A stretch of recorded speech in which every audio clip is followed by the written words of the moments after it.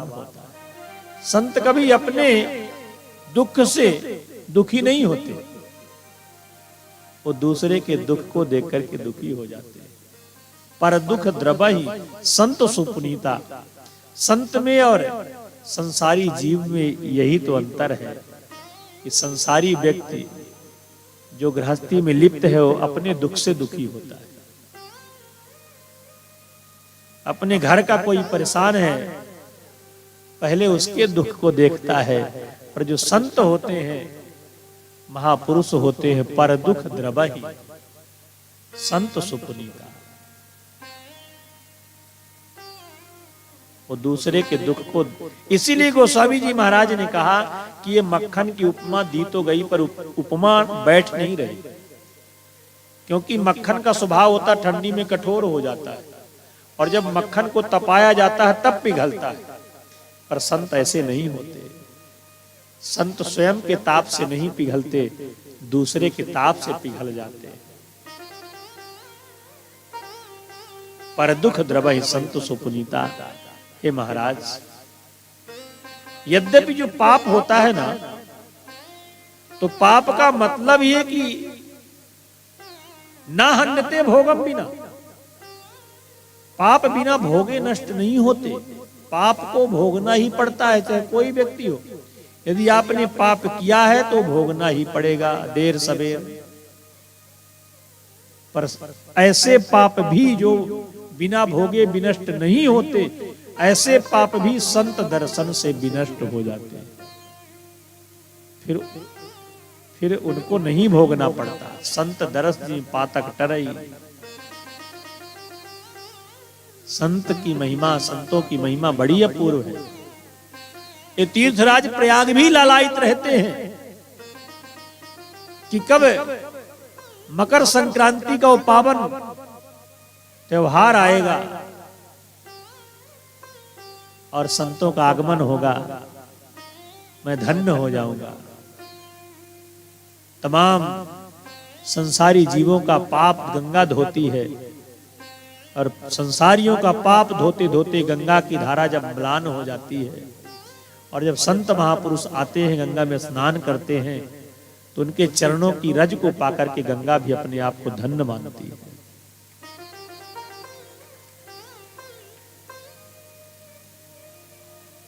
संत महापुरुष तीर्थों का सेवन करने नहीं आते, जहां उनके चरण पड़ जाते हैं वो भूमि तीर्थ बन जाती है। स्वयं ही तीर्थानि पुनन्ति संता, तीर्थों को भी पवित्र कर देते हैं संत के चरण।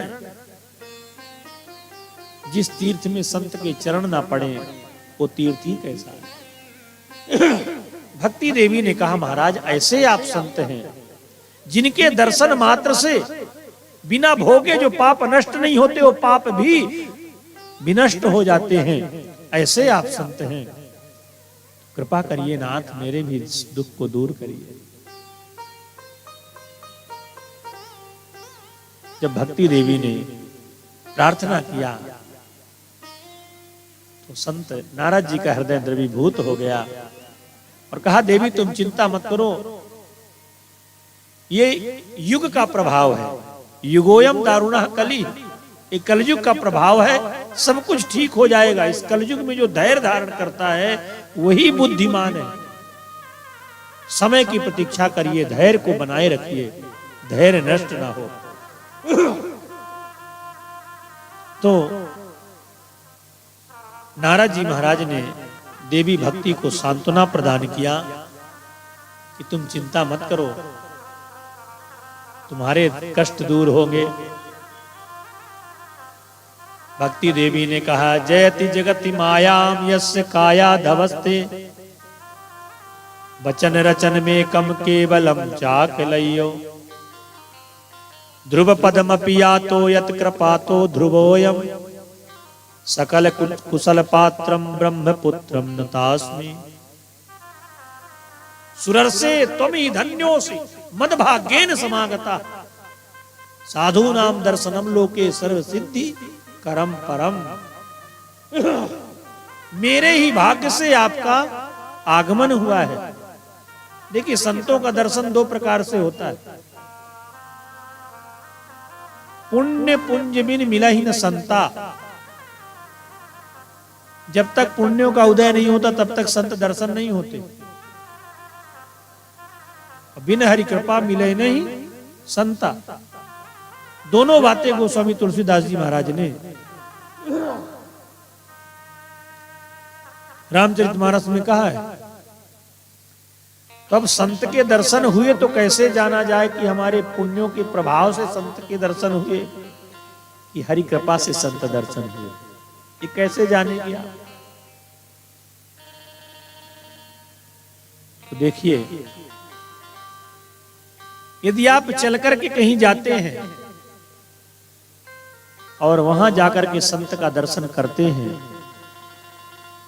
तो ये आपके पुण्य के प्रताप से दर्शन हुए। पर स्वयं संत चलकर के आ जाएं आपके पास दर्शन देने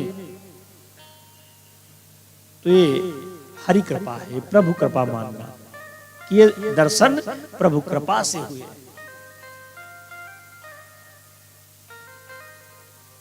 भाई अगर हम भगवान को याद करते हैं ये भक्ति है, पर जिसको स्वयं भगवान याद करें भक्ति की पराकाष्ठा उच्च शिखर पर वो साधक पहुंच चुका है, जिसका स्मरण स्वयं भगवान करते हो।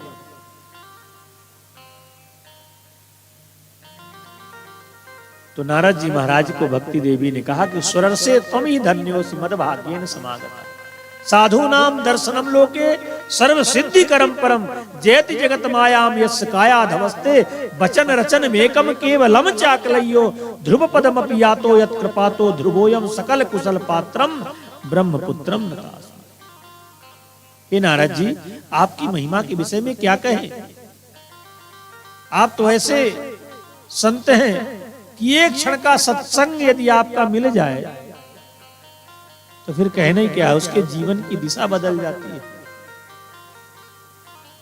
उसके सारे पाप ताप संताप सब नष्ट हो जाते हैं और उसको शीघ्र ही भगवत प्राप्ति हो जाती है। ऐसे आप संत हैं। कयाधु नंदन प्रहलाद जी को आपका सत्संग मां के गर्भ में मिला। जब प्रहलाद जी मां के गर्भ में थे तब नारद जी का सत्संग वहीं सुनते थे अभिमन्यु की तरह। इतने बड़े भगवान के भक्त हुए। और ध्रुव जी महाराज चलते चलते रास्ते में थोड़ी देर का सत्संग खड़े खड़े कर लिया ध्रुव जी ने। ऐसा उस सत्संग का प्रभाव हुआ महाराज कि 5 महीने में 5वें महीना ध्रुव जी के सामने भगवान खड़े हो गए प्रकट होकर। 5 महीने में भगवत प्राप्ति हो गई। जिन भगवान की प्राप्ति जन्म जन्मांतर तक करते रहो प्रभु दर्शन नहीं होता, संत की वाणी का प्रभाव ऐसा होता है। ध्रुव पदम अपि यातो यत् कृपातो ध्रुवोयम सकल कुशल पात्रम ब्रह्मपुत्रम नतास्मि। हे ब्रह्मा जी के मानस पुत्र नारद जी, आपके चरणों में देवी भक्ति बारंबार प्रणाम कर रही है। मेरे भी जीवन में आप मिल गए हैं तो मेरे भी जीवन को सुधार दीजिएगा। खूब भगवान के चरणों में अनुराग रखिए। संतों के चरणों में, महापुरुषों के चरणों में बैठकर सत्संग करिए। ज्ञान के 2 शब्द भी मिले उनको आत्मसात करिए। गंगा का स्नान, संत दर्शन कितना अच्छा है, पावन क्षण हम सबको मिला है। इसे बिल्कुल सो कर के नहीं गवाना है। सोना तो जीवन भर है और सोने से आयु क्षीण होती है। जितना ज्यादा सोओगे उतनी कम आयु हो जाएगी, ये ध्यान रखिए। ज्यादा सोओगे तो आयु कम हो जाएगी, इसलिए सोइए कम, भजन ज्यादा करिए। भोजन कम करिए, भजन ज्यादा करिए। ज्यादा भोजन करेंगे तो भजन नहीं हो पाएगा, नींद आएगी।